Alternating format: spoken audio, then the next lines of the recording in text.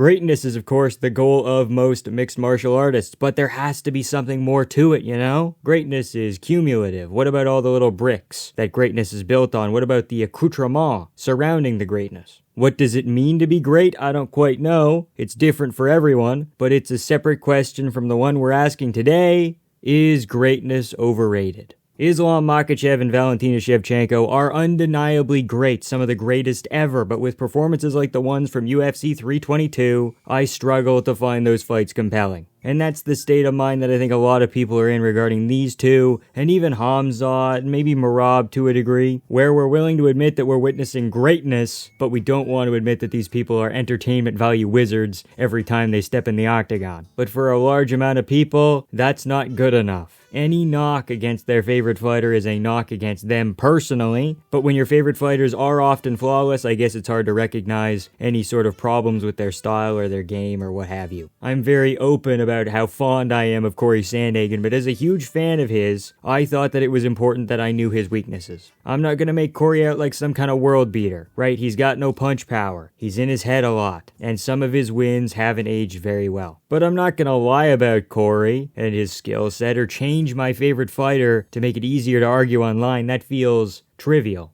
The roster of champions right now is insane. So many of these guys are divisional greats, or they're overall greats, you know, even going to the women's divisions. I think that most people would agree that Mackenzie Dern is kind of just holding on to that belt for Zhang Weili at this point. Shevchenko is the second best women's fighter of all time. Kayla is one of the most accomplished female martial artists of all time. And then Amanda's fighting her in the middle of 2026. So depending on how things shape up, we could have the three best women's fighters of all time holding belts simultaneously. That kind of depends on if you think Weili's above Rose or not, but still. Pantoja's getting close to Mighty Mouse. Merab has surpassed Cruz. Volkanovski is top 4 all time for me in the featherweight goat. Ilia Topuria hasn't been here that long, but his potential is pretty crazy, and he might be circling the top 10 all time list if he's not already there. Islam Makhachev is the third best fighter of all time and the lightweight GOAT depending on the day. Sometimes I bounce around between him and Khabib. I think they're really close, but on any given day it can be Islam. Hamzat is kind of untested just because he doesn't have enough quantity right now, but he has the potential as well to do very big things with a couple of title defenses here. Pereira isn't the GOAT of middleweight or light heavyweight, but his overall legacy is spread out, so he's top 10 all time in my opinion. If you disqualify Jones at light heavyweight, Alex might be tied with DC for first there. Tom Aspinall is another huge potential man. If he rights the wrongs from the first Cyril Gane fight, he'll have cleared out his top 4. But in my opinion, as great as they are, as much excellence as they show in every single fight, you need guys like JDM so you appreciate the actual levels of MMA. Champions that aren't a GOAT, that are just trying to build the foundations of their legacy. Transitional champions. They're all valuable. And I think as much as we clown on champions who don't get a title defense, they're necessary. They put things into perspective and oftentimes are really fun one-offs. JDM versus Bilal might be the best title fight of the year fight-wise. Ankalaev beating Pereira gave us a story. It killed a little bit of time so we could get some other contenders in there. And it's arguably made Pereira more popular than before. That's the thing about MMA. Everyone is connected. Even a minuscule little win like Benoit Saint-Denis beating Thiago Moises builds his legacy because every win has value. So then Poirier and Moicano beat him, but then Islam beats them. It's not MMA math because Islam didn't beat BSD, but he got credibility from wins that got credibility from him. So every fighter means something to someone, whether that's a fan or a fighter's resume or anything like that.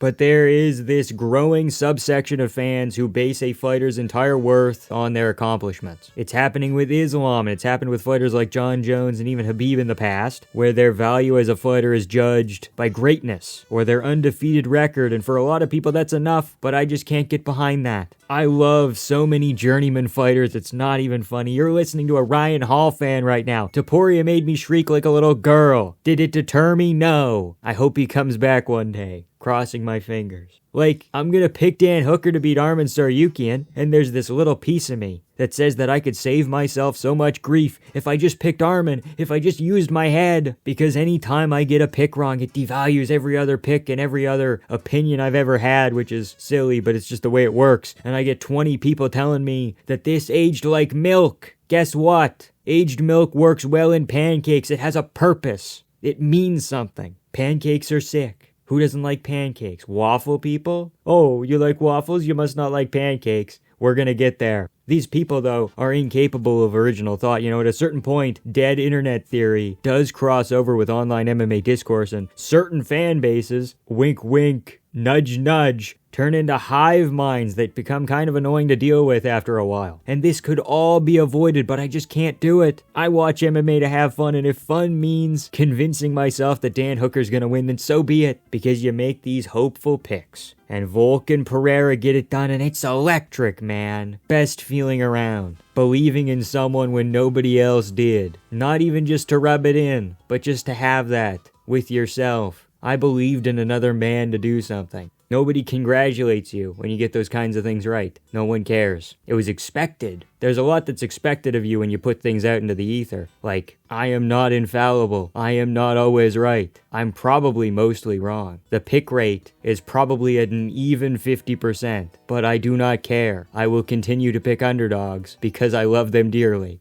Yeah, being the GOAT is cool. Liking a fighter that goes on to be great is cool, but a lot of people are not fans of Abubakar Nurmagomedov. Not a lot of fans from that side of the world were rocking with him when he was in the GFL. I did. I rocked with him in the GFL. I said that's a name I know. He might beat Dylan Dennis. Oh, he got to do it anyway. That's cool. Not a lot of Tagir Ulanbekov fans. Where'd the Sharaput Magomedov fans go? Do we like these people? Or do we like the idea of these people? Do we like that they hang out with cool people? Do we like that they're undefeated? I think that's more of a thing than, their fighting style or their personality, their upbringing. Things that attract me to some fighters, not like that, are different than a large number of people, and I think that's okay. Variety's the spice of life, baby. And it does seem like a lot of the redeeming qualities that people see in Islam are not redeeming qualities, it's a single quality in its status. And that's coming from a guy who likes Makhachev. I think he's fun in interviews. I like when he's hanging out with DC and calling him fat. It's excellent. The start of Makhachev's UFC run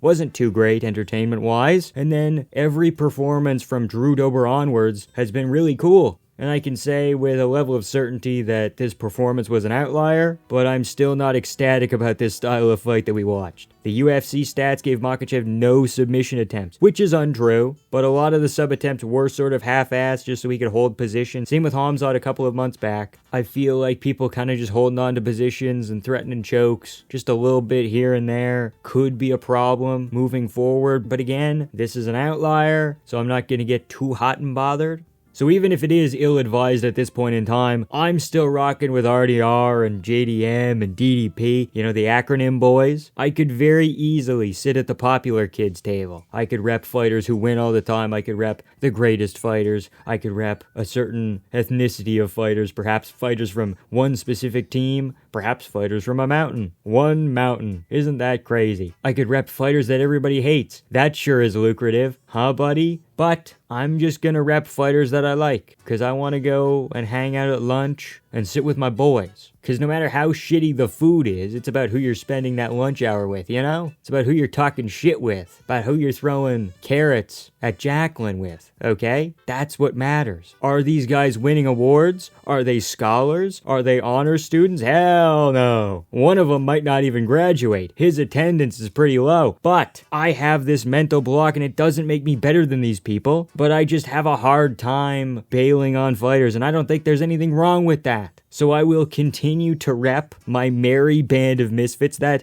despite not being successful, are mine. It's very broad, but let me know how you feel about greatness in the comment section below. Like, comment, and subscribe for more MMA content. Shout out to Proletarian Gothic, Vanny, and Stu for being vampiric enjoyers. Thank you all so much for watching. I love the journey, man. And have a good time.